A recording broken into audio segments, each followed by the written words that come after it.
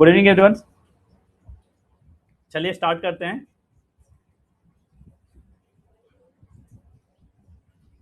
I hope मेरी voice आप लोगों तक क्लियर आ रही होगी। So we will be starting with unit number 7 and unit number 8। ठीक है, दोनों की कंबाइंड क्लासेस होंगी क्योंकि दोनों यूनिट आपकी इंटर रिलेटेड है, ज़्यादा बड़ी यूनिट नहीं है। 2 दिन में हम इसको कंप्लीट कर लेंगे, इस पूरे दोनों यूनिट को।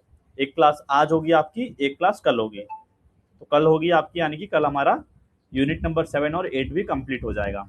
इस वीक में आपका सिलेबस मैं पूरा कंप्लीट करवा दूंगा, ठीक है, सैटरडे तक।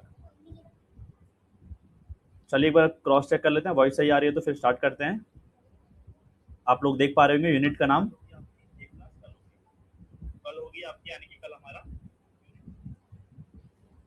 चलिए सब कुछ सही है।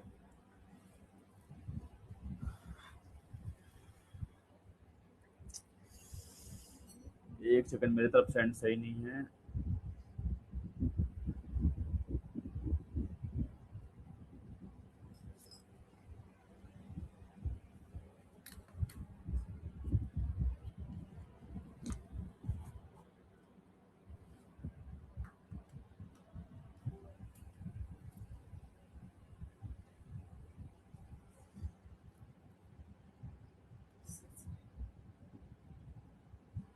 नौ बजे तक बैठे हो तुम?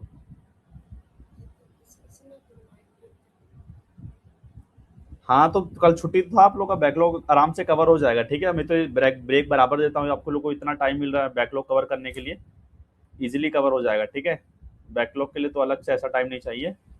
एक प्लानर में बना दूंगा कैसे हम लोग आगे और प्रोसीड कर सकते हैं, ठीक है, इस वीक में ही। चलिए यूनिट नंबर 7 में क्या बोला है, skill related physical fitness means and methods for improvement of power, speed, agility and balance. ठीक है, तो ये आपका चैप्टर का नाम है। और यूनिट नंबर 8 में क्या है आपका, मेजरमेंट एंड इवेल्युएशन। तो ये दोनों यूनिट आपका इंटर रिलेटेड है, तो दोनों को मैंने मर्ज कर दिया है। कैसे, आप लोग देख सकते हैं सिलेबस में क्या दिया है, skill related physical fitness means and methods of improvement. कैसे हम इसको इम्प्रूव कर सकते हैं, कौन कौन से तरीके से, और कुछ कुछ कंपोनेंट्स के बारे में बात किया जा रहा है। जैसे आपका स्ट्रेंथ दिया है, एंड्योरेंस दिया है, स्पीड दिया है, फ्लेक्सिबिलिटी दिया है, और इनके कुछ कुछ टेक्निक्स के बारे में बात कर रहे हैं। फिर अगर हम यूनिट नंबर 8 का टॉपिक्स देखें तो क्या बोला है, इसमें भी अलग अलग कंपोनेंट्स की बात कर रहा है।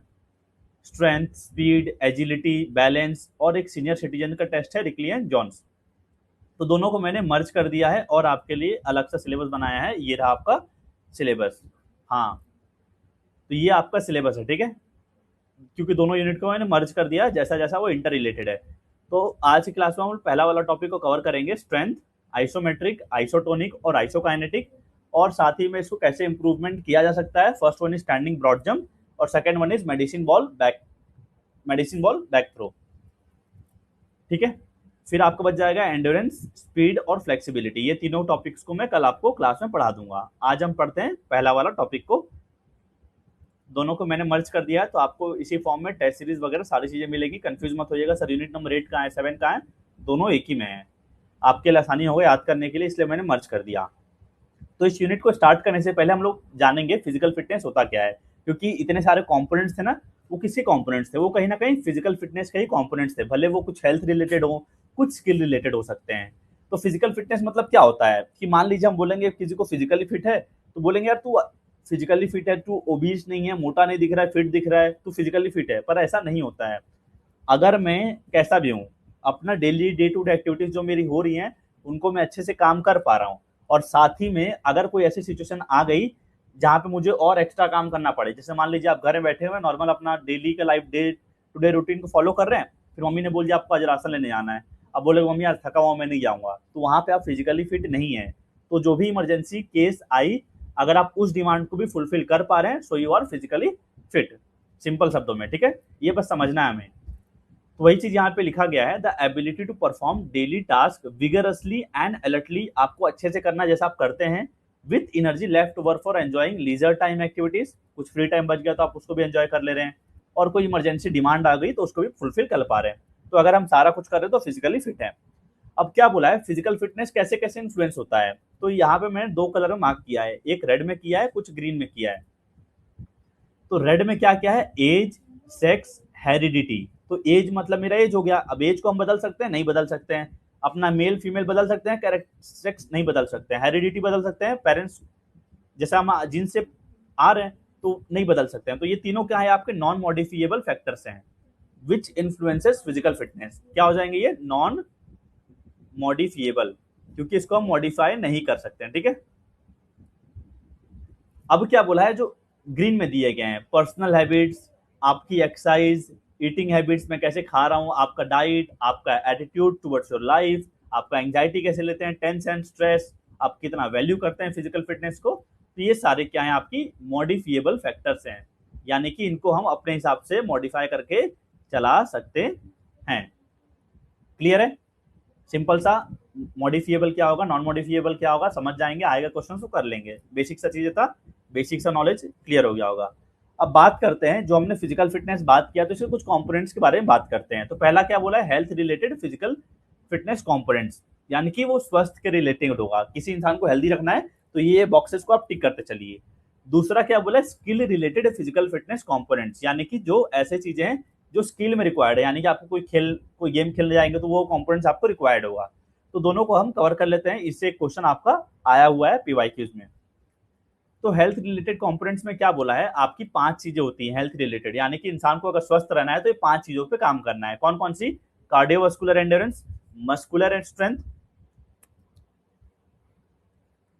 मस्कुलर एंड्योरेंस, फ्लेक्सिबिलिटी और बॉडी कॉम्पोजिशन। ठीक है, ये 5 चीजें हैं। और स्किल रिलेटेड कंपोनेंट्स में क्या है, जिनको मोटर फिटनेस भी बोल सकते हैं, speed, agility, balance, coordination, reaction time and power. अब इनके बारे में थोड़ा थोड़ा डिस्क्राइब कर लेते हैं, इनको कौन कौन से टेस्ट से हम मेजर कर सकते हैं, इस टेस्ट में होता क्या है, इस टर्म में बोला क्या गया है। सिंपल सा है, आप लोगों को पढ़ के भी समझ में आ जाएगा। क्या बोला, कार्डियोवास्कुलर एंड्योरेंस, तो कार्डियो मतलब हार्ट की बात कर रहा है, वेस्कुलर आपकी मसल्स की बात कर रहा है। तो जब भी मैं एक्टिविटीज में इंडल्ज हो रहा हूँ, जैसे मान लीजिए मैं दौड़ रहा हूँ, तो मेरी क्षमता कैसी है कि ऑक्सीजन सप्लाई हो पाए, जब भी मैं वर्कआउट कर रहा हूँ हर मसल्स तक पहुंचे, तो जो मेरी एबिलिटी है वही क्या हो जाएगी, कार्डियोवास्कुलर एंड्योरेंस हो जाएगा। Ability of the heart and lungs to supply oxygen during sustained activity. तो इसको मेजर कौन कौन से टेस्ट से कर सकते हैं, 12 minute run and walk test, जिसको हम कूपर टेस्ट भी कहते हैं, इससे हम मेजर करते हैं इसको। ठीक है, हमारे हार्ट और लंग्स की एफिशिएंसी हो गई कि जब मैं एक्टिविटीज में पार्टिसिपेट कर रहा हूँ तो कैसे वो ऑक्सीजन ले रहा है और उस ऑक्सीजन को सप्लाई कर रहा है मेरे हर मसल्स तक, तभी तो मेरे मसल्स काम करेंगे ना, ऑक्सीजन पहुंचेगा उन तक तभी। फिर दूसरा क्या बोला, मस्कुलर स्ट्रेंथ, यानी कि आपका मसल की स्ट्रेंथ की बात कर रहा है। तो क्या बोला है, maximum force a muscle can exert, मतलब स्ट्रेंथ की बात करें ना, पूरा मैक्सिमम फोर्स आपका मसल कितना लगा सकता है, तो आपका मस्कुलर स्ट्रेंथ हो गया। इसके लिए एक टेस्ट होता है हैंड ग्रिप डायनामोमीटर टेस्ट, जिससे आपका हैंड ग्रिप का टेस्ट मेजर कर सकते हैं। ठीक है, फिर क्या बोला, मस्कुलर एंडोरेंस, तो यहाँ पे मसल आ रहा है और एंडोरेंस आ रहा है, यानी कि आपकी मसल की एबिलिटी कि थकने के बाद भी कितने समय तक वो पावर लगा पा रहा है, जनरेट कर पा रहा है। तो अगर मुझे किसी का मस्कुलर एंडोरेंस को टेस्ट करना है तो क्या क्या टेस्ट करा सकता हूँ, उसको बोलूंगा सिटअप कर, पुशअप कर। फिर क्या बोला, फ्लेक्सिबिलिटी, फ्लेक्सिबिलिटी क्या हो गया मेरा, range of movement available at joints, आपका कितना रेंज है मूवमेंट कराने का जॉइंट्स का, तो इसके लिए भी टेस्ट होता है, सिट एंड रीच टेस्ट। फिर क्या बोला, बॉडी कॉम्पोजिशन, तो आपका बॉडी का कॉम्पोजिशन कैसे है, तो ये क्या होता है, रेशियो होता है किसका, lean body mass to the body fat, आपका मतलब फैट हटाने के बाद जो बच जाएगा बॉडी में, लीन body mass divided by fat body mass. तो इसको हम मेजर करते हैं, स्किनफोल्ड कैलिपर आता है उससे मेजर करते हैं, या फिर बीएमआई, मान लीजिए बीएमआई से हम निकालते हैं ना एस्टिमेट इंसान का, तो ये चीजें इससे मेजर हो जाएंगी। तो ये सब बेसिक्स है, इनके बारे में तो क्वेश्चंस नहीं पूछेंगे आपसे, बस ये पूछ देगा which among the following is not an health related component. यहाँ पे 4 ऑप्शन दे दिया आपका, cardiovascular endurance, muscular strength, muscular endurance,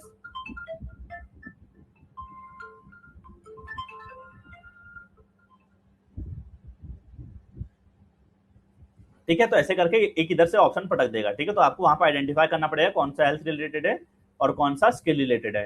तो आई होप आपको हेल्थ रिलेटेड के सारे टर्म्स क्लियर हो गए होंगे, एक बार आइडिया लग गया होगा क्या चीज है इसमें। अब हम बात करेंगे स्किल रिलेटेड कंपोनेंट्स के बारे में, एक सेकंड मुझे वेट करिएगा।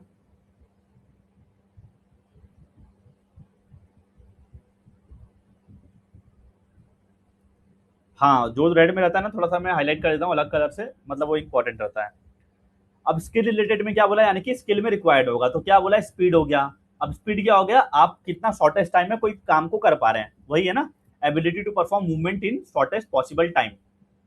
अब हम इक्वेट कैसे करते हैं स्पीड को, distance travel per unit time को बोलते हैं नॉर्मल बात करें, पर स्पोर्ट्स में कैसे बात करें कि मेरा हैंड स्विंग हो रहा है तो मेरा शॉर्टेस्ट पॉसिबल टाइम में मेरा कैसे मूवमेंट हो रहा है, तो वो स्पीड स्पोर्ट्स में इस टर्म में बात करते हैं। तो अगर मुझे स्पोर्ट्स में स्पीड को टेस्ट करना है तो उसको मैं 50 मीटर का दौड़ करा सकता हूँ, 50 मीटर की डैश करा सकता हूँ। तो जैसे आप लोग देख रहे होंगे ना एलएनआईपी फिजिकल टेस्ट से कंपोनेंट्स, 50 मीटर डैश भी है आपका, फिर आपका बाकी सब चीजें भी हैं, सब चीजों को कंपोनेंट्स को मेजर करती हैं, ठीक है। स्टैंडिंग ब्रॉड जंप हो गया आपका, medicine ball, back and throw. फिर एजिलिटी में क्या बोला है, एजिलिटी मतलब हाउ एजाइल आई एम, मतलब मेरा बॉडी का मूवमेंट कितना इजिली हो पा रहा है, डायरेक्शन में कितना इजिली चेंज कर पा रहा हूँ, ability to change direction quickly and accurately. Last year एक क्वेश्चन आया था इसमें ऐसे कि खो खो में कौन सा कंपोनेंट मेजर यूज होगा, तो खो खो आपका होता है उसमें एजिलिटी यूज होगा। तो ऐसे ऐसे क्वेश्चंस घुमा फिरा के आते हैं, ठीक है। आपको वहां पे मतलब बेसिक सा कंसेप्ट क्लियर रहेगा तो आप अटेम्प्ट कर लोगे।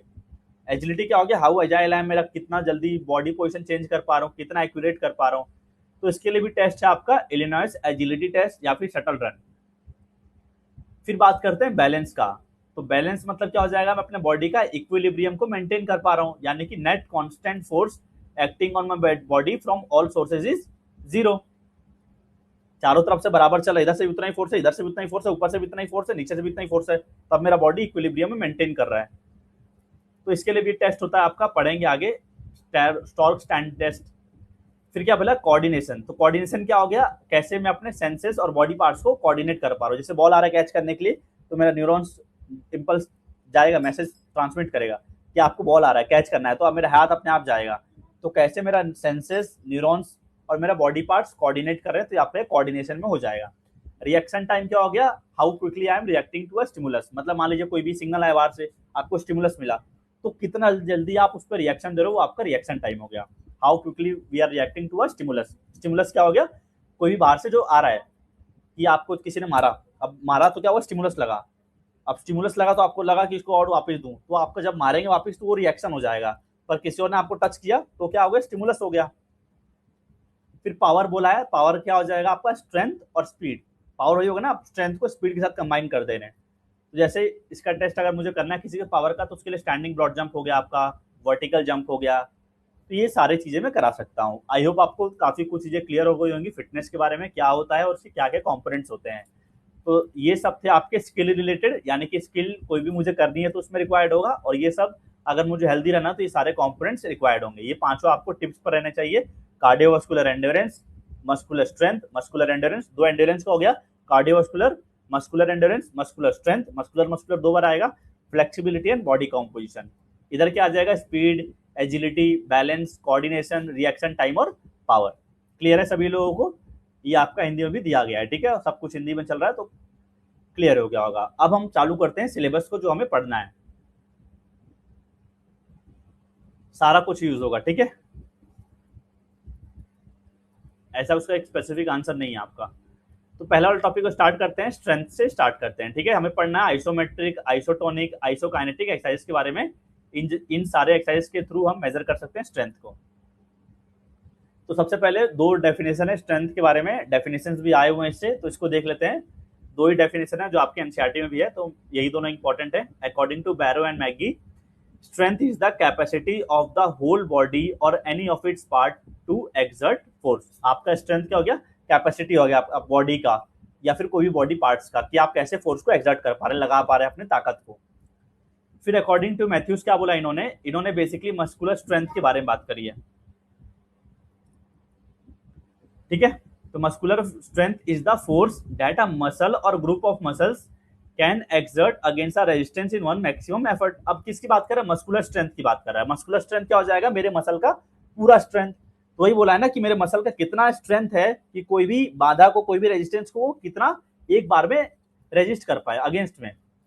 तो ये आपका बात कर रहे हैं किसके बारे में, यहां से ऐसे करके याद कर लीजिएगा, एमए करके मैथ्यूज का मैक्सिमम एफर्ट के बारे में बात कर रहे हैं, यानी कि मस्कुलर स्ट्रेंथ के बारे में, ठीक है। बाद में बात करेंगे आपका डाउट को, ठीक है। पढ़ाई का कोई डाउट हो तो आप लोग ड्रॉप करिए बीच में, नहीं तो बाद में जब लास्ट में पूछता हूँ ना तो आप लोग सारे डाउट पूछ सकते हैं उस समय। तो ये दो डेफिनेशन थे, इसको याद कर लीजिएगा, सिंपल से हैं, याद हो जाएंगे। याद रखिएगा इन्होंने ना सभी के कंपोनेंट्स के डेफिनेशन दिए हुए हैं, तो इसको थोड़ा सा अलग से देखना पड़ेगा। ये वाला थोड़ा इंपॉर्टेंट भी है, इससे क्वेश्चन भी आया हुआ था लास्ट ईयर, अब क्या बोला है, स्ट्रेंथ के बारे में बात करना। अब यहाँ से शुरुआत होता है आपका, ठीक है, जहां से मैच द फॉलोइंग वाले क्वेश्चंस कुछ बन सकते हैं यहाँ पे। तो क्या बोला है, स्ट्रेंथ सिंपल शब्दों में एबिलिटी टू ओवरकम रेजिस्टेंस और एक्ट अगेंस्ट रेजिस्टेंस। रेजिस्टेंस क्या होगा, कोई भी बाधा हो गई तो उसका मेरा बॉडी कैसे एबिलिटी हो गई मेरे बॉडी का उसके आगे ओवरकम कर रहा है उस रेजिस्टेंस को, वो आपकी स्ट्रेंथ की डेफिनेशन सिंपल से वन लाइनर हो गई। तो स्ट्रेंथ को काफी सारे पार्ट्स में डिवाइड किया गया है। सबसे पहले हम बात करेंगे किसके बारे में, मैक्सिमम स्ट्रेंथ के बारे में। मैक्सिमम मतलब क्या समझ में आ रहा है, पूरा भरपूर आपके पास कितना स्ट्रेंथ है। तो वही हो गया, it is the ability to overcome or to act against maximal resistance. यहाँ पे क्या जुड़ा, मैक्सिमल रेजिस्टेंस, यानी कि कितना भार आप उठा सकते हैं, मैक्सिमम रेजिस्टेंस को। तो ये किस में यूज होता है, वेट लिफ्टिंग में यूज होता है। वेट लिफ्टर्स उठाते हैं, जितना पावर उतना उठा रहे हैं। थ्रोज में जितना पावर है मैं दम लगा रहा हूं, इसीलिए हम इसको क्या बोलते हैं, एब्सोल्यूट स्ट्रेंथ भी कहते हैं। एब्सोल्यूट यानी कि पूरा रॉ स्ट्रेंथ, आपका कितना आपके पास ताकत है। Maximum strength is also known as absolute strength. अगर मुझे किसी का मैक्सिमम स्ट्रेंथ को मेजर करना है तो मैं कैसे मेजर करूंगा, 1 RM उस इंसान का कैलकुलेट करूंगा। 1 RM क्या होता है, 1 रिपीटिशन मैक्सिमम होता है।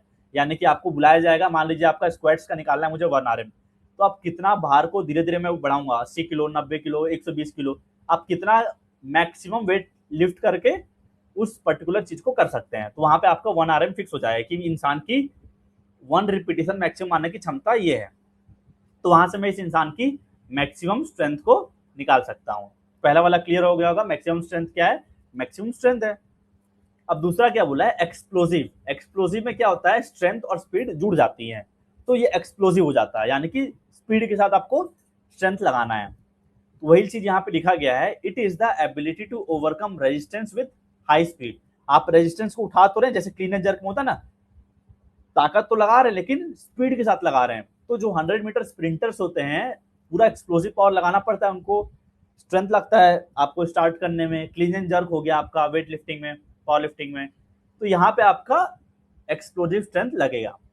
जैसे स्टैंडिंग ब्रॉड जंप भी हो गया, आप स्ट्रेंथ लगा रहे हैं पूरे बॉडी का एक साथ में स्पीड के साथ, तो वहां भी आपका एक्सप्लोसिव स्ट्रेंथ का इस्तेमाल हो रहा है। अब तीसरा कंपोनेंट कौन सा है जो बात कर रहा है पार्ट्स में, स्ट्रेंथ एंड्योरेंस, यानी कि स्ट्रेंथ तो लग रहा है साथ साथ एंड्योरेंस भी लग रहा है।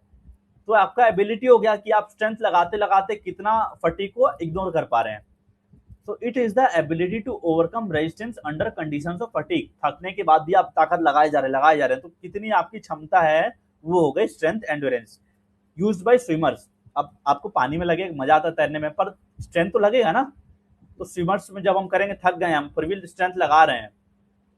फिर साइकिलिंग में हो गया, पूरा पैर एग्जॉस्ट हो चुका है, फिर भी आप स्ट्रेंथ लगा रहे हैं, और यहाँ पे जो लगे लंबे समय तक स्ट्रेंथ लगाए जा रहे हैं। हाँ, डेडलिफ्ट में भी हो सकती है, ठीक है अनुष्का।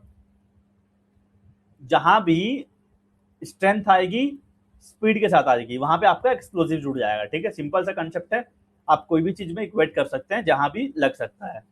तो ये हो गया स्ट्रेंथ एंड्योरेंस, 3 चीजें हो गई, maximum strength, explosive strength, strength endurance. इनको अलग अलग कॉम्पोनेंट्स पढ़ाने का मतलब क्या है, एग्जाम में सिंपल 1 लाइनर क्वेश्चन नहीं आएगा, बता रहा हूँ आपको, टाइम क्योंकि सफिशिएंट मिलता है। तो ऐसे आ जाएगा, यहाँ पे दे देगा मैक्सिमम स्ट्रेंथ, यहाँ पे एक एग्जाम्पल दे देगा गेम का मान लीजिए, या फिर इसके बारे में 2-3 लाइन लिख देगा। एक्सप्लोसिव स्ट्रेंथ में क्या चीज का 2 कंपोनेंट जुड़ा हुआ है, ऐसे कर करके मैच द फॉलोइंग वाले क्वेश्चंस और स्टेटमेंट वाले क्वेश्चंस ही देखने को मिलते हैं सारे आजकल, ठीक है। तो इसको हिंदी में स्ट्रेंथ को ताकत बोलते हैं, उनके बारे में हिंदी में दिया गया है। अब इन सब के अलावा भी और कुछ कुछ टर्म्स हैं जो स्ट्रेंथ में यूज होता है, जो आपको पता रहना चाहिए। पहला क्या है, स्टैटिक स्ट्रेंथ। स्टैटिक मतलब स्टैटिक, बिना कोई मूवमेंट किया हुआ, स्टैटिकली आप खड़े हैं। तो खड़े खड़े मैं स्टैटिक कितना स्ट्रेंथ लगा पा रहा हूँ, वही सिंपल का जो हम स्ट्रेंथ का डेफिनेशन पढ़े थे ना, ability of muscle to overcome और एक्ट अगेंस्ट रेजिस्टेंस, सिंपल सा स्टैटिक स्ट्रेंथ का वही डेफिनेशन है। इसीलिए हम इसको बोलते हैं आइसोमेट्रिक स्ट्रेंथ भी बोलते हैं, किसको, स्टैटिक स्ट्रेंथ को। अभी हम पढ़ेंगे आइसोमेट्रिक, आइसोटोनिक, आइसोकाइनेटिक, क्योंकि इसमें कोई मूवमेंट नहीं होता है, ठीक है। स्टैटिक आप स्ट्रेंथ लगा रहे हैं, जैसे मैं प्लैंक कर रहा हूँ या फिर वॉल को पुश कर रहा हूँ, तो ये स्टैटिक स्ट्रेंथ का पार्ट है। अगर मुझे किसी का स्टैटिक स्ट्रेंथ को मेजर करना है तो मैं किससे मेजर कर सकता हूँ, डायनामोमीटर से मेजर कर सकता हूँ। तो ये हो गया स्टैटिक स्ट्रेंथ के बारे में। दूसरा क्या बोला है, डायनेमिक स्ट्रेंथ। डायनेमिक क्या हो जाएगा, डायनेमिक यानी कि मूवमेंट करते करते स्ट्रेंथ लगाना। जैसा आप देख पा रहे हैं यहाँ पे जीआईएफ लगा हुआ है, it is the ability to exert muscle force repeatedly. आप मसल का फोर्स लगा रहे हैं पुशअप करते वक्त, कंटिन्यूसली लगा रहे हैं, ताकत लगा रहे हैं, तो क्या हो रहा है, मेरे मसल्स में टोन आ रहा है, यानी कि मूवमेंट हो रही है, तो इसलिए हम इसको डायनेमिक स्ट्रेंथ बोलेंगे, क्योंकि डायनामिक माने कि मूवमेंट हो रहा है आपका। बेंच प्रेस हो गया, पुशअप हो गया, डेडलिफ्ट हो गया, तो ये सारे डायनेमिक स्ट्रेंथ में आ जाएंगे। अब क्या बोला है तीसरा वाला, रिलेटिव स्ट्रेंथ। रिलेटिव स्ट्रेंथ क्या हो जाएगा, किसी के रिलेशन में स्ट्रेंथ, ठीक है। ये कोई स्ट्रेंथ एबिलिटी नहीं है बेसिकली इसके बारे में, लेकिन कंसेप्ट पूछता है रिलेटिव स्ट्रेंथ क्या है, एब्सोल्यूट स्ट्रेंथ क्या है। एब्सोल्यूट स्ट्रेंथ आपकी रॉ ताकत है, ठीक है। तो रिलेटिव की स्ट्रेंथ क्या हो जाएगी, किसी के रिलेशन में आपकी स्ट्रेंथ। जैसे मान लीजिए मैं बोलूंगा यार लड़का हट्टा कट्टा है, एक मस्कुलर बॉडी है, तो बोलूंगा उसका शरीर को देखते हुए उसका कितना स्ट्रेंथ है, वो क्या हो जाएगा, रिलेटिव स्ट्रेंथ हो जाएगा, क्योंकि मैं उसका स्ट्रेंथ को किसी और चीज से कंपेयर कर रहा हूँ, भले उसके बॉडी से ही करूं मैं, यार बॉडी इतना इसके पास स्ट्रेंथ ही नहीं है, मतलब इसका रिलेटिव स्ट्रेंथ है ही नहीं। वही बोला यहाँ पे, it is simply a ratio which we get by dividing maximum strength with body weight. आपका बॉडी का मैक्सिमम स्ट्रेंथ कितना है, 1 आर्म मैंने निकाल दिया, डिवाइड बाय कर देंगे बॉडी वेट, मतलब आपके बॉडी वेट के हिसाब से आपके पास कितना स्ट्रेंथ है, that is known as relative strength in relation to your body और एनीथिंग। क्लियर है, relative strength, dynamic strength, static strength. तो स्ट्रेंथ के बारे में काफी सारी चीजें हमने क्लियर कर ली, ठीक है। जो भी बेसिक चीजें थी स्ट्रेंथ के बारे में, डेफिनेशन, टाइप्स हमने पढ़ लिया। अब थोड़ा सा जो दिया गया सिलेबस में उसके बारे में पढ़ते हैं, isometric, isotonic and isokinetic exercises. यहां तक सभी लोगों को क्लियर है, एक बार फटाफट बता दीजिएगा, फिर हम आगे बढ़ेंगे। स्ट्रेंथ से एक क्वेश्चन फिक्स से बता रहा हूँ, आएगा ही आएगा, जो आज मैं पढ़ा रहा हूँ एक क्वेश्चन 5 नंबर फिक्स से बता रहा हूँ आज जो पढ़ेंगे स्ट्रेंथ से। सभी लोगों को क्लियर है, आप लोग बता दीजिए फटाफट।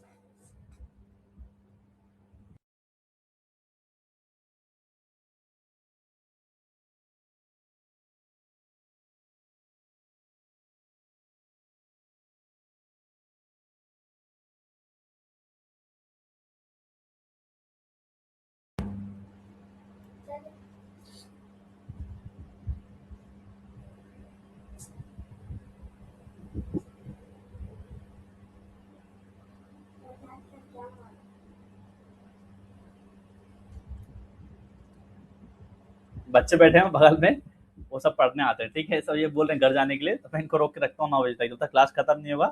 7 बजे से 9 बजे तक पढ़ते हैं ये। नहीं जाएगा घर, बोला ना।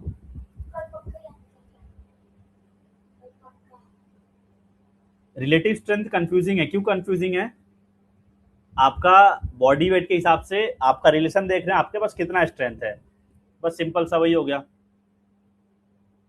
चलिए पढ़ना स्टार्ट करते हैं, ठीक है।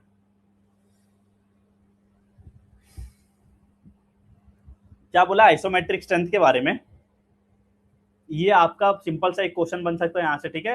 ग्रीक वर्ड से लिया गया है आइसोमेट्रिक को, सारा जो भी है ना कंपोनेंट सबको ग्रीक वर्ड से लिया गया है। आइसो मतलब क्या होता है, इक्वल होता है, आइसो यानी कि इक्वल कोई भी चीज, और मेट्रिक यानी कि क्या होता है, लेंथ होता है, तो क्या हो जाएगा, इक्वल लेंथ। आइसोमेट्रिक का सिंपल सा मतलब, यानी कि मेरा मसल का इक्वल लेंथ है, कोई चेंज नहीं आ रहा है, इक्वल लेंथ है, आइसोमेट्रिक। तो isometric exercises are those exercises which are not visible. बाहर से मुझे अगर कोई देखेगा ना करते वक्त आइसोमेट्रिक, तो आपको लगेगा नहीं कि इंसान कुछ ताकत लगा रहा है। In fact there is no direct movement, hence they can't be observe, क्योंकि हमारा कोई मूवमेंट नहीं हो रहा है, तो बाहर से कोई ऑब्जर्व कर पाएगा, नहीं कर पाएगा ना। यही चीज यहाँ पे लिखा गया है, काफी क्लियरली लिखा गया है, ठीक है। तो क्या होगा, ऐसे एक्सरसाइज में मैं काम तो कर रहा हूँ, काम तो कर ही रहा हूँ, वही लिखा है ना, work is perform but it is not seen directly, बाहर से दिख तो नहीं रहा कि मैं काम कर रहा हूँ। In this exercise, a group of muscles carry out tension against the other group of muscles. मान लीजिए मैं प्लैंक कर रहा हूं, तो एक group of muscles,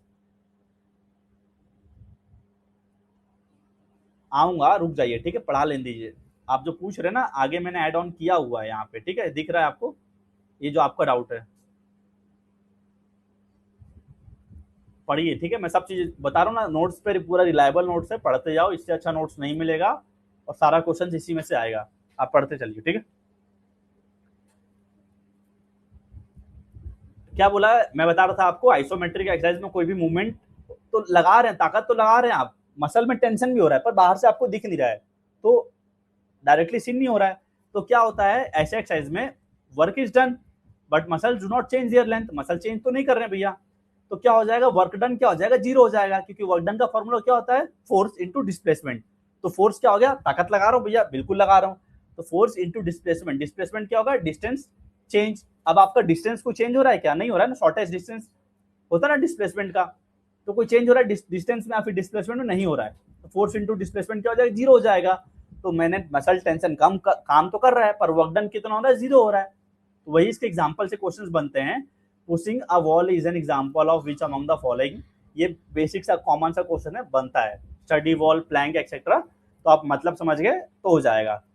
These exercise are valuable for rehabilitation purposes, यानी कि जब इंजरी के बाद हमें रिकवरी करते हैं तो वहां पे बेसिकली आइसोमेट्रिक एक्सरसाइजेस को यूज में लिया जाता है। बहुत ही इंपॉर्टेंट लाइन है, रिहेबिलिटेशन पर्पसेस के लिए इसको करवाया जाता है आइसोमेट्रिक स्ट्रेंथ को या फिर आइसोमेट्रिक एक्सरसाइज को। क्लियर हो गया आइसोमेट्रिक के बारे में। अब बात करते हैं एडवांटेजेस ऑफ आइसोमेट्रिक स्ट्रेंथ, क्या क्या इसके एडवांटेजेस हो जाएंगे। सिंपल सा सोचिए, आपको करने के लिए कुछ अपैरेटस चाहिए, नहीं चाहिए, तो किसी के हेल्प की जरूरत है, नहीं है, कहीं भी मैं परफॉर्म कर सकता हूं। और क्या इंप्रूव करेगा आपके बॉडी में, स्टेबिलाईजेशन, मतलब मेरे बॉडी को स्टेबिलाईज करेगा। इन आइसोमेट्रिक एक्सरसाइजेस लेस और no equipments are required as immovable joints are used. अब इसमें कोई मूवमेंट तो हो नहीं रहा है, इमूवेबल जॉइंट्स यूज हो रहा है, आपको कोई इक्विपमेंट चाहिए करने के लिए, नहीं चाहिए, और करने के लिए भी आपको कम समय लगेगा, साथ ही में इफेक्ट ज्यादा दिखे आपको। और क्या बोला है, it can be perform by N injured player, यानी कि जो चल नहीं सकता है, इंजरी हो चुका है उसको, तो रिहेबिलिटेशन जब करते हैं तब वो प्लेयर भी कर सकता है इसको परफॉर्म। तो ये सब बेसिक से आपके एडवांटेज हो गए आइसोमेट्रिक स्ट्रेंथ के बारे में, और ये हो गया उसके बारे में हमने अच्छे से पढ़ा।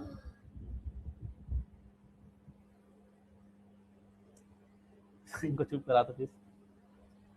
ठीक है, अब बात करते हैं अगले वाले पे, आइसोटोनिक स्ट्रेंथ के बारे में।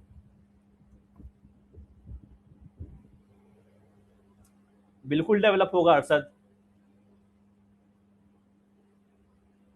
पढ़ा लेने दो, आ रहा हूं, सब पे आऊंगा, ठीक है। आइसोमेट्रिक क्लियर हुआ कि नहीं हुआ, अब मैं कंप्लीट कर लो टॉपिक को, फिर आप लोग क्वेश्चन पूछेंगे तो अच्छा लगेगा, ठीक है। आइसोमेट्रिक क्लियर है, इसमें से कोई डाउट है कि नहीं है, बताइए मुझे। प्लायोमेट्रिक जो आपकी डाउट आ रही है ना, plyometric exercise are used to build up what, explosive strength, वो डायनेमिक स्ट्रेंथ में आ जाएगा, ठीक है, जो आप पूछ रहे हो अभिषेक। चलिए आगे बढ़ते हैं। अब आइसोटोनिक, नाम से ही क्लियर है, मैंने बताया सब कहां से आया, ग्रीक वर्ड से आया है। आइसो मतलब मैंने बता दिया था इक्वल होता है, और टोनस से लिया गया आइसोटोनस, टोनस मतलब होता है टेंशन, यानी कि इक्वल टेंशन हो रहा है आपके मसल्स में। तो आइसोटोनिक में क्या हो रहा है, इक्वल टेंशन हो रहा है। तो आइसोटोन यानी कि टोन हो रहा है आपके मसल्स, मूवमेंट दिख रहा है। तो isotonic exercise are those exercise in which movements can be seen directly, बाहर से आप मूवमेंट देख सकते हैं कि इंसान कुछ मूवमेंट कर रहा है, तो भैया मूवमेंट हो रहा है, डिस्टेंस हो रहा है, डिस्प्लेसमेंट हो रहा है, तो क्या होगा, वर्क डन भी होगा, फोर्स इंटू डिस्प्लेसमेंट, फोर्स लगा रहा हूं मेरा और डिस्प्लेसमेंट भी हो रहा है। तो अब क्या बोला है, isotonic exercises tone up the muscles, तो आपके मसल्स को टोन अप कर देते हैं। जैसे मान लीजिए मैं जा रहा हूँ, वार्म अप किया, वार्म अप कर रहे हैं, तो आइसोटोनिक एक्सरसाइज करेंगे कि मेरा मसल्स को टोन अप करना है मुझे मेन एक्टिविटी से पहले, तो वहां पे हम जब भी वार्म अप करेंगे तो आइसोटोनिक एक्सरसाइज करेंगे। तो क्या बोला है, मसल्स बिकम फ्लेक्सिबल, फ्लेक्सिबल हो रहा है क्योंकि मेरा भैया मूवमेंट हो रहा है। Length of the muscle can be increase by isotonic exercise, भैया लेंथ ही मेरा इतना ही है मसल्स का, लेंथ बढ़ जाएगा, नहीं बढ़ता है, वो लिखा जाता है, ठीक है, length of the muscle changes, पर वो क्या होता है, चेंजेस होता है, बढ़ नहीं जाता है। लेंथ ऑफ मसल तो भैया इतना ही रहेगा ना, बढ़ थोड़ी जाएगा आपका मसल का लेंथ, तो length of the muscle changes होता है, ठीक है, बेसिकली समझिएगा इस लाइन का मतलब बाई आइसोटोनिक एक्सरसाइज। अब क्या बोला है, this exercise are of much value in the field of sports. अब क्या बोला है, वो वाला जो मैंने पहला बताया आपको आइसोमेट्रिक, वो रिहेबिलिटेशन पर्पस के लिए यूज हो रहा था, यानी कि इंजर्ड प्लेयर्स रिकवरी लेने के लिए बाद में इसको परफॉर्म करते हैं। अब जो आइसोटोनिक है ये बेसिकली स्पोर्ट्स वाले यूज करते हैं, क्यों, क्योंकि हमारा मूवमेंट करना पड़ता है स्पोर्ट्स में, मूवमेंट करते करते स्ट्रेंथ लगाना पड़ता है, तो इसलिए इसको स्पोर्ट्स पर्सन यूज करते हैं, फील्ड ऑफ स्पोर्ट्स में इसका काफी ज्यादा यूज है। जैसे आपको एग्जांपल क्या हो जाएगा, मैं चल रहा हूँ, रनिंग कर रहा हूँ, जंपिंग जैक्स कर रहा हूँ, पुशअप लगा रहा हूँ, पुलअप्स लगा रहा हूँ, एक्सेट्रा, मूवमेंट हो रहा है, हो रहा है। अब इसमें दो फेजेस होते हैं जब भी मैं आइसोटोनिक स्ट्रेंथ करता हूँ, पहला होता है कॉन्सेंट्रिक, दूसरा होता है इसेंट्रिक कॉन्ट्रैक्शन। कॉन्ट्रैक्शन क्या हो रहा है, मूवमेंट हो रहा है आपका, कॉन्सेंट्रिक मतलब क्या हो जाएगा, मसल लेंथ कॉन्सेंट्रेट हो रहा है, कॉन्ट्रैक्ट हो रहा है, इसेंट्रिक में एक्सटेंड हो रहा है, सिंपल सा। When your muscle shortens as you overcome the force or weight, जब भी आप कोई वेट को उठा रहे हैं, जब आपके मसल्स क्या होंगे, शॉर्टेन होंगे, तो ये क्या कहलाएगा, कंसेंट्रिक कॉन्ट्रैक्शन। शॉर्टेन कंसंट्रेट हो रहा है एक जगह पे, और एक्सटेंड यानी कि eccentric, when your muscle lengthens while being opposed by the force of weight, weight लगा रहा हो तो ये एक्सटेंड हो रहा है, तो ये क्या हो जाएगा, इसेंट्रिक कॉन्ट्रैक्शन हो जाएगा। वही यहाँ पे दिया गया है, कंसेंट्रिक आपका शॉर्टनिंग फेज होता है, इसेंट्रिक आपका लेंथनिंग फेज होता है। क्लियर हो गया होगा सभी को, लिफ्टिंग फेज और एक्सटेंडिंग फेज आपका हो जाएगा इसेंट्रिक। अब क्या बोला, इसके एडवांटेजेस क्या हो जाएंगे, आपका रेंज ऑफ मोशन बढ़ा रहा है, बिल्कुल बढ़ा रहा है ना, कि मूवमेंट करा रहा है आपका। हाँ, फिर क्या बोला, डायनेमिक स्ट्रेंथ बढ़ा रहा है, क्योंकि मूवमेंट करते करते स्ट्रेंथ हो रहा है, डायनेमिक स्ट्रेंथ हमने पढ़ा था पहले। और क्या बोला है, इसको हम इजिली अडेप्ट कर सकते हैं as per the different sports, क्योंकि काफी सारे स्पोर्ट्स में रिक्वायर्ड होता है। तो ये हमारा मूवमेंट हो रहा है, साथ में हम स्ट्रेंथ भी आ रहा है, तो कार्डियोवास्कुलर सिस्टम को आपका इंप्रूव करता है। ये सब बेसिक से इसके एडवांटेजेस थे। अब हमने तो बात कर लिया दो कंपोनेंट्स के बारे में, आइसोमेट्रिक एंड आइसोटोनिक स्ट्रेंथ के बारे में। अब हम बात करते हैं आइसोकाइनेटिक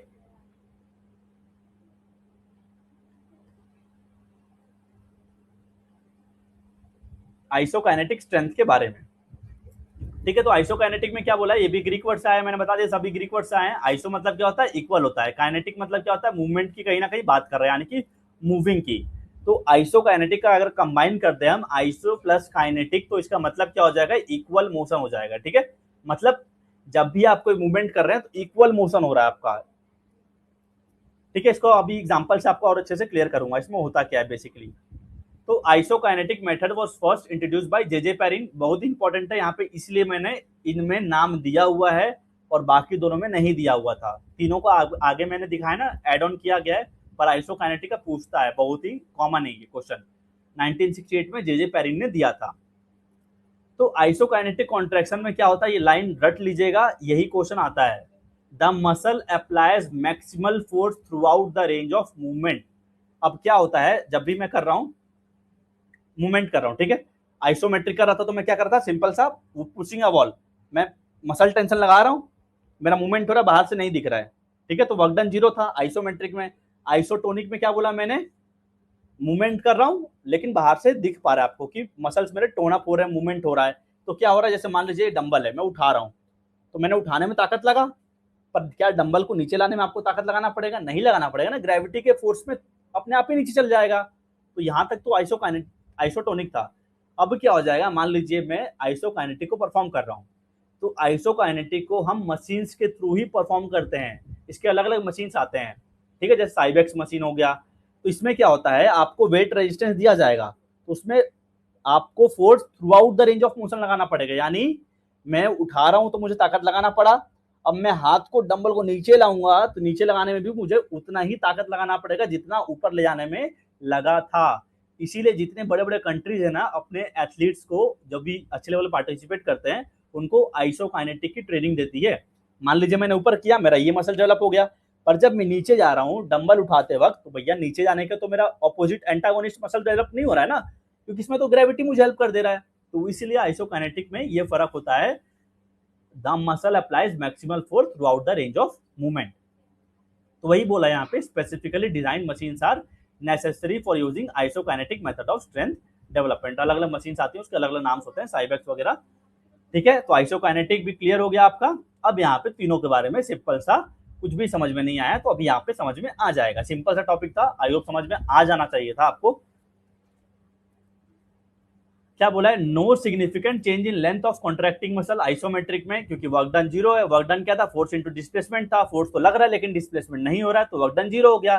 जैसे प्लैंक, पुशिंग अ वॉल, किसके द्वारा दिया गया था, हैटिंगर एंड मूलर के द्वारा दिया गया था। ये are not that much important, पर नाम इंपॉर्टेंट है, ठीक है। और ये तीनों क्या डेवलप करते हैं, स्ट्रेंथ को डेवलप करते हैं। आइसोटोनिक में क्या बोला है, मसल लेंथेंस और शॉर्टेंस, तो muscles contract, concentric when muscle lengthens, eccentric. तो इसका एग्जांपल क्या हो गया, स्क्वाट्स हो गया, पुलअप्स हो गया। किसके द्वारा दिया गया था, डॉक्टर लॉर्मे के द्वारा दिया गया था 1954 में। तीसरा वाला मैंने बताया, muscles applies maximal force throughout the range of motion, जब भी मैं पूरा मोशन कर रहा हूं। तो स्ट्रेंथ ट्रेनिंग विद मशीन्स, किसके द्वारा दिया गया था? जे पेरिन के द्वारा 1968 में। तो ये आपके मेथड्स ऑफ स्ट्रेंथ ट्रेनिंग हो गए। यहां तक क्लियर है? अब बताइए मुझे क्या क्या डाउट आ रहा था बीच में, काफी लोगों के छोटे छोटे डाउट्स आ रहे थे। अब बताइए आप लोगों के डाउट्स को मैं क्लियर कर देता हूँ फटाफट, फिर आगे बढ़ूंगा। चलिए बताइए क्या समझ में नहीं आया मुझे इसमें, फटाफट आप लोग ड्रॉप करिए चैट बॉक्स में।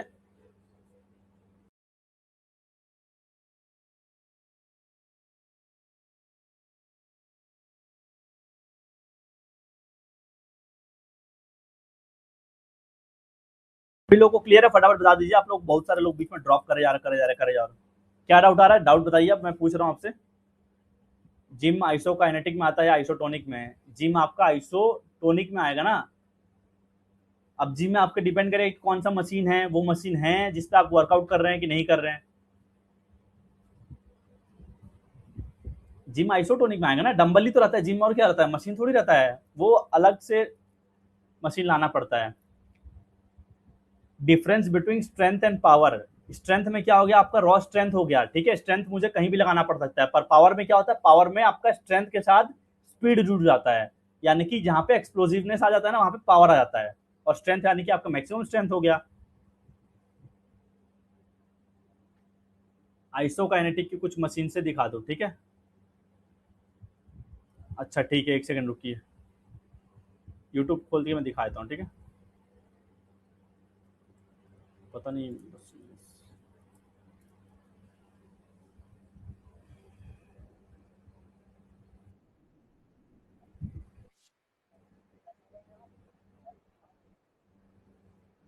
चलिए वीडियो देख लीजिए, ठीक है। आइसोटोनिक का एक यूट्यूब का वीडियो देख लेते हैं, क्लियर हो जाएगा।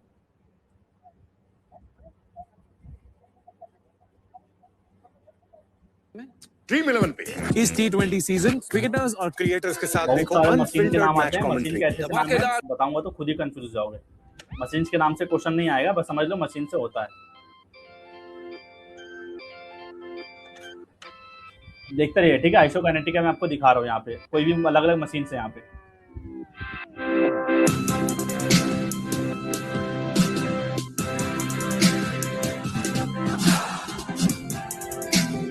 अब देखिए जब मूवमेंट करा ना, बराबर आपको पूरा फोर्स लगाना पड़ेगा ऊपर पुश करते वक्त भी, पुल करते वक्त।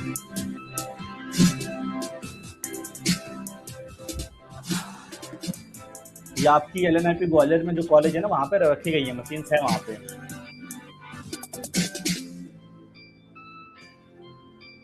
एक ही सिंपल सा दिखाया है तो वीडियो। चलिए क्लियर हो गया होगा, ठीक है। आगे बढ़े। क्लियर हो गया सभी लोगों को? बता दीजिए फटाफट, अगर किसी को डाउट हो रहा है तो ड्रॉप कर दीजिएगा। चलिए पढ़ना स्टार्ट करते हैं इसी का। और दूसरा जो टॉपिक है आपका आगे दिया था ना, इसको कैसे डेवलप करते हैं। दो टेस्ट के बारे में बोला था, स्टैंडिंग ब्रॉड जंप और एक आपका था, और एक medicine ball back and throw वाला होगा, ठीक है। आइसोटोनिक, अच्छा ठीक है, क्लियर नहीं हो रहा है। एक सेकंड रुको, मैं समझा दे रहा हूँ, ठीक है। कैमरा ऑन ही करके, आपको क्या समझ में नहीं आ रहा? देखिए आइसोमेट्रिक में क्या हो रहा है। आइसोमेट्रिक तो क्लियर होगा, no movement can be seen from outside. Force लग रहा है लेकिन वर्क डन नहीं हो रहा है, मतलब फोर्स लग रहा है, डिस्टेंस डिस्प्लेसमेंट नहीं तय हो रहा है, तो वर्क डन जीरो हो गया। फोर्स लग रहा है जैसे पुशिंग अ वॉल, सिंपल सा एग्जांपल है, या फिर प्लैंक लगा रहे हैं। आइसोमेट्रिक क्लियर हो गया। दूसरा क्या बोला है? आइसोटोनिक। आइसो यानी कि सेम, टोनिक यानी कि टोन हो रहा है, मूवमेंट हो रहा है आपके मसल्स में। तो मूवमेंट कर रहा हूं मैं, कुछ भी मूवमेंट। अब भैया मान लो आप जिम जाते हो डंबल उठाने के लिए, डंबल उठाते हो, ऊपर मैं कॉन्सेंट्रिक कर रहा हूँ, कॉन्ट्रैक्ट कर रहा हूँ, तो क्या हो रहा है? ताकत लगाना पड़ रहा है मुझे डंबल को उठाने में। पर वहीं पे जब नीचे ले जाना पड़ रहा है तो ग्रेविटी से हेल्प मिलता है मुझे, तो ये अपने आप नीचे चल जाता है बिना ताकत लगाए। तो यहाँ तक वो आइसोटोनिक था। आप कोई भी स्क्वाट क्लीन एंड जर्क कर रहे हो, अपने आप ही तो नीचे आएगा ना ग्रेविटी से, ताकत लगा के थोड़ी नीचे ले जाओगे, जितना ताकत लगा के ऊपर ले गए थे। तो यहाँ तक आपका आइसोटोनिक था। अब जैसे ही आइसोकाइनेटिक आएगा, तो आइसोकाइनेटिक को सिर्फ और सिर्फ मशीन्स के साथ ही प्रयोग में लिया जाता है, मशीन्स के साथ ही हम कर सकते हैं। तो उसमें मैक्सिमल फोर्स लगाना पड़ता है through out the range of motion. तो मोशन क्या हो गया? ऊपर ले जा रहा हूं, ताकत लगाना पड़ा, नीचे ले जा रहा हूं, ताकत लगाना पड़ रहा है। तो through out the range of motion आपको पावर लगाना पड़ रहा है, स्ट्रेंथ लगाना पड़ रहा है। क्लियर है?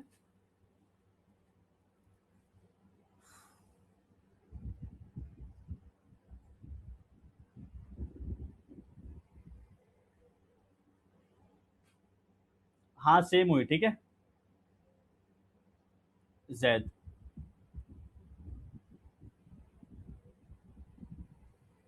डायनेमिक स्ट्रेंथ में मूवमेंट होती है, ठीक है, और फोर्स में क्या होता है, एक्सप्लोसिव मूवमेंट होती है फोर्स में स्ट्रेंथ के साथ, ये फर्क है दोनों में।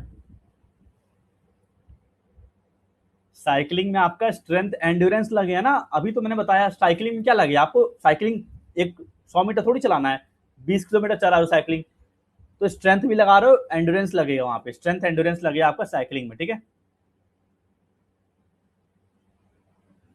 चलिए आप लोग अब क्वेश्चंस पढ़ते हैं, ठीक है। अब अगला है हमारा standing broad jump. Standing broad jump आप लोगों के जो एलएनआईपी के लिए प्रिपेयर कर रहे हैं, आप लोगों के फिजिकल फिटनेस का भी एक कंपोनेंट है, सभी लोगों को पता होगा स्टैंडिंग ब्रॉड जंप क्या होता है। सिंपल सा आपका एक्सप्लोसिव पावर को चेक करता है, किसका, लोअर बॉडी का, स्पेसिफिकली बात करें तो आपका लेग को पावर को चेक करता है। तो क्या होता है इसमें, it involves jumping forward as far as possible from a standing position. दौड़ के आके जंप नहीं करते हैं, एक स्टैंडिंग पोजिशन में आपको जंप करना है, आगे लाइन बनी हुई है, लाइन के पीछे से आपको क्रॉस करना है, with both feet behind a starting line. यानी कि यहाँ पे लाइन बनी हुई है, अब यहाँ से मुझे जंप करना है, तो यहाँ पे एक पिट बनी होगी, ठीक है, तो आपको पिट में जंप करना है।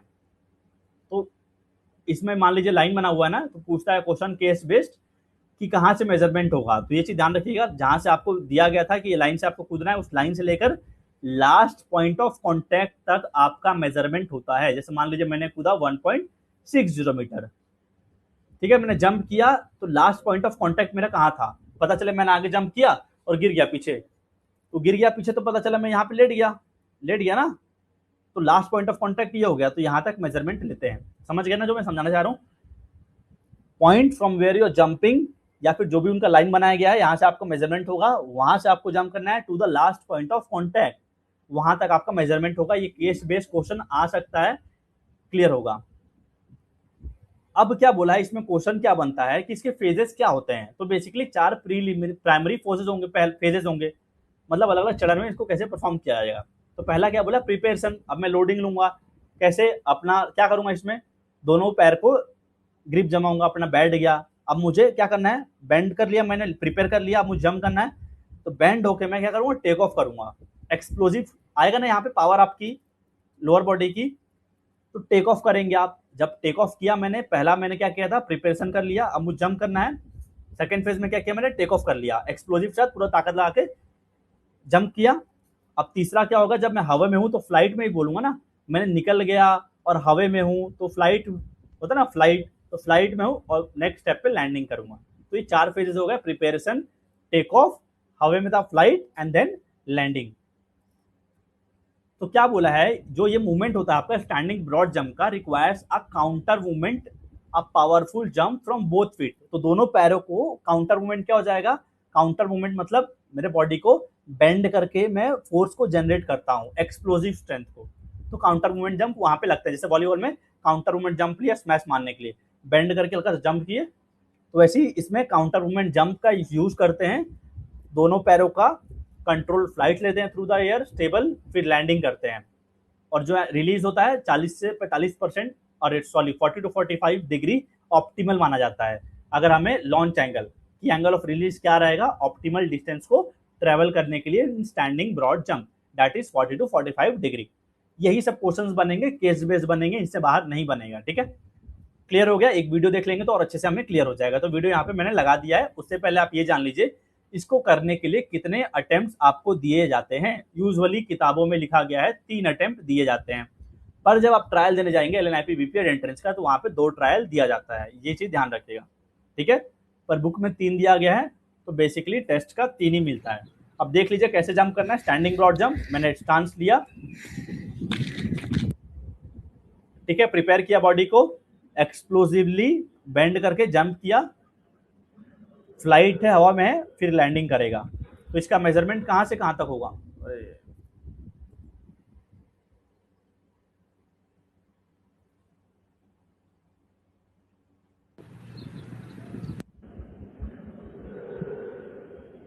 अब देखिए, अब मुझे मेजरमेंट करना है तो कहां पे होगा, जो लास्ट पॉइंट ऑफ कांटेक्ट है ना इनका, यहां से लेके ये लाइन से, जहां भी लाइन से जंप किया यहां तक कांटेक्ट होगा। अगर ये गिर रहा है, अगर ये आगे नहीं गया और ये पीछे गिर गया, यहीं पे गिर गया, तो मेजरमेंट कहां पे होगा, यहां से लेकर इस लाइन तक होगा, लास्ट पॉइंट ऑफ कॉन्टैक्ट तक आपका मेजरमेंट होगा। चलिए, तो आई होप मेडिसिन आपका वो स्टैंडिंग ब्रॉड जंप क्लियर हो गया होगा। अब हम अगली बात करेंगे बैकवर्ड मेडिसिन बॉल थ्रो की। तो क्या होता है, ये आपका डायनेमिक स्ट्रेंथ का टेस्ट कर रहा है, कहीं ना कहीं अपर बॉडी का आपका चेक कर रहा है। तो कौन कौन से मेजर मसल्स इन्वॉल्व हो रहे हैं, पोस्टीरियर के आपके ग्लूट्स हो गए, हैमस्ट्रिंग, बैक और आपके शोल्डर्स, ये चारों मेजर मसल्स इन्वॉल्व हो रहे हैं।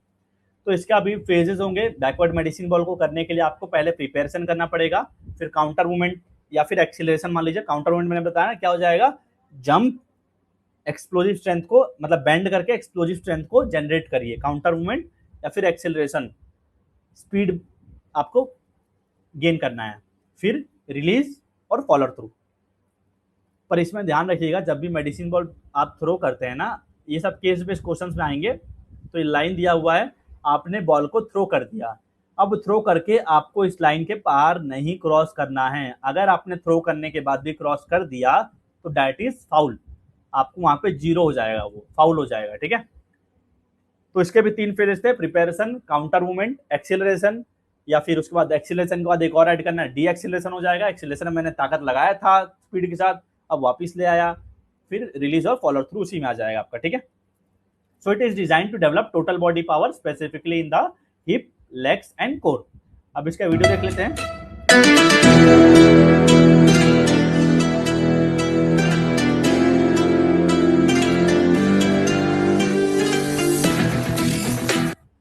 देखा आपने, ये करीबन 14.5 मीटर का थ्रो है। तो मेडिसिन बॉल थ्रो में अगर आप प्रैक्टिस कर रहे हैं ना फिजिकल टेस्ट का भी, क्योंकि आपका ये भी कंपोनेंट है, तो ध्यान रखिएगा मेडिसिन बॉल को मंगा लीजिएगा, घर पे प्रैक्टिस करिएगा। क्योंकि जब आप यहाँ पे आएंगे ना कुछ दिन प्रैक्टिकल देने के लिए, तो बारिश भी हो रहा होगा या तो हो सकता है बहुत ही गर्मी भी होगा, दोनों केसेस हो सकते हैं। तो बॉल को प्रैक्टिस करके आइए, उस हिसाब से ग्रिपिंग कैसे करना है, एंगल ऑफ रिलीज कहाँ रखना है, तो ये सब चीज़ों को प्रैक्टिस करके आइएगा, तभी वहाँ पे आप अच्छे कर पाएंगे। क्योंकि आपका फिजिकल टेस्ट के भी मार्क्स है। ये मैं उनके लिए बात कर रहा हूँ जो प्रिपेयर कर रहे हैं फिजिकल एजुकेशन कॉलेज के लिए। क्लियर हो गया medicine ball back and throw. अब वहीं पे इसको बोला गया कैसे इसको परफॉर्म करना है। स्टार्टिंग पोजीशन आपका हो गया stand with shoulder fit, shoulder with के पार्ट से आपको फिट को स्टैंड करना है जमीन पे, बॉल को होल्ड करना है, सेटअप जमा लिया आपने, फिर थ्रो करना है, फिर उसका मेजरमेंट करना है। सिंपल सेटअप है। बॉयज के लिए 3 kg का होता है, गर्ल्स के लिए 2 kg का होता है आपका, ठीक है। यहाँ पे 1 kg लिखा गया है, पर आपका एलएनआईपी विपिड एंट्रेंस में 2 kg का होता है, ठीक है। वेट वगैरह से तो क्वेश्चन नहीं पूछेगा, बस इसके स्टेप से पूछ देगा, क्वेश्चन पूछेगा तो। बाकी जो आइसोमेट्रिक आइसोटोनिक हमने पढ़ा ना, वहां से एकदम मैच द फॉलोइंग या फिर किसने दिया था, ये सारे क्वेश्चन हमारे बन जाएंगे। तो आज का क्लास हमारा कंप्लीट हुआ, हमें इतना ही पढ़ना था। Strength, isometric, isotonic, isokinetic, I hope clear हो गया होगा। और second one standing broad jump, backward medicine ball throw, ये तीनों टॉपिक को मैं आपको कल नोट्स बनाकर पढ़ा दूंगा। मुझे इतना टाइम लग गया इसी नोट्स को बनाने में ही, क्योंकि ढूंढना पड़ता है, फिर सब चीज़ ऐड करो, टाइम लगता है इसमें, ठीक है। कल मैं सब कुछ आपको कंप्लीट करा दूंगा। और टेस्ट मैंने पिछले यूनिट के अपलोड कर दिए, इसके भी आपको आज ही कर दूंगा, फिर आप लोग अटेम्प्ट कर लीजिएगा। चलिए, अब कोई डाउट्स है आप लोगों के, आलतू फालतू जो भी डाउट्स आते हैं आप पूछिए, नहीं तो जिनको पढ़ाई करनी थी डाउट्स नहीं है तो आप लोग क्लास को लीव कर सकते हैं। हाँ, लास्ट में बता देंगे, ठीक है। All topics, important topics from all the chapters, एक बार सिलेबस कंप्लीट कर लेते हैं, फिर दूसरे के बारे में सोचेंगे। हाँ हाँ, मैंने देख लिया आपका मैसेज को।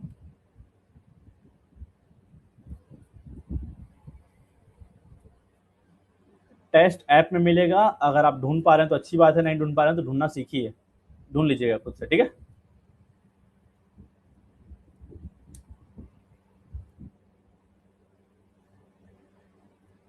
टेस्ट सीरीज वाले फोल्डर में होगा।